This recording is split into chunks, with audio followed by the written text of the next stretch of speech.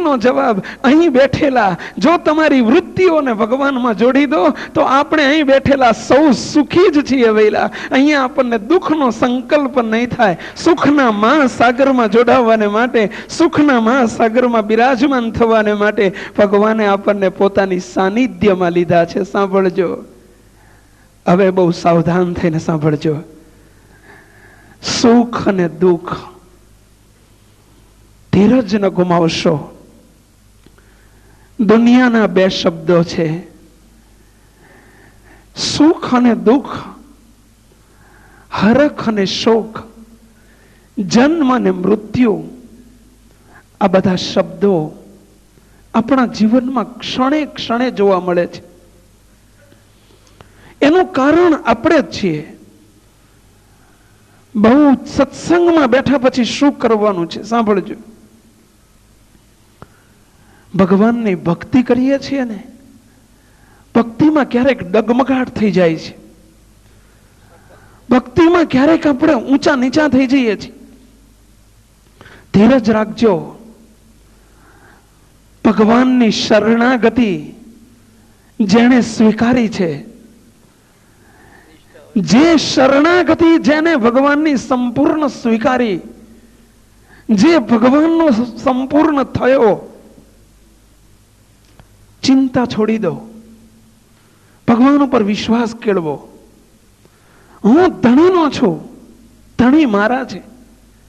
અનંત કોટી બ્રહ્માંડોમાં સુખનો દેનારો જે છે એ મારો બાપ છે, બીજો કોઈ નહીં, મારો બાપ છે. એના થકી જ અનંત કોટી બ્રહ્માંડોમાં જે સુખી થયા છે, અનંત કોટી બ્રહ્માંડોમાં જેને સંપત્તિ મળી છે, અનંત કોટી બ્રહ્માંડોમાં સત્તાના સિંહાસન ઉપર બિરાજ્યા છે, એ બધાને સત્તાનો દેનારો, સંપત્તિનો દેનારો, સુખનો દેનારો કોણ છે ભઈલા? આપણો બાપ છે, ભગવાન છે. એ ભગવાનનો દીકરો થયો છો. શું મારો બાપ સૌની ચિંતા રાખે અને શું બાપ મારી એના દીકરાની ચિંતા નહીં રાખે? જે બાપ સૌની ચિંતા રાખે એ બાપ શું એના પોતાના દીકરાની ચિંતા નહીં રાખે? અરે ભાઈઓ, ન રાખે? હા કે ના તો બોલો, શું ન રાખે? આપણને વિશ્વાસ નથી, કારણ આપણે પૂરા દીકરા થયા નથી. સમજી લેજો. એટલે આપણે બોલી નથી શકતા રાખે. ન કેમ રાખે? મારી ચિંતા મારો બાપ નહીં રાખે તો કોની રાખશે? આપણે ભગવાનના દીકરાપણામાં ભેદ છે. ભગવાનના દીકરા થવામાં હજુ આપણે ભૂલ થાપ ખાઈ રહ્યા છીએ. હજુ મોવા છીએ આપણે, કોઈકના દીકરા બનેલા છીએ. હજુ આપણે અન્યના, જગતના જીવોના, ભલે ગમે તેના હોય. એક વાત જરૂર દ્રઢ કરો, હું ભગવાનનો છું, ભગવાન મારા છે, ભગવાન મારા રક્ષક છે. જે કરતા હશે એ ભગવાન સારું જ કરતા હશે. સંકલ્પ ન કરશો બેલા. ભગવાન જે કરતા હોય સારું જ કરતા હોય.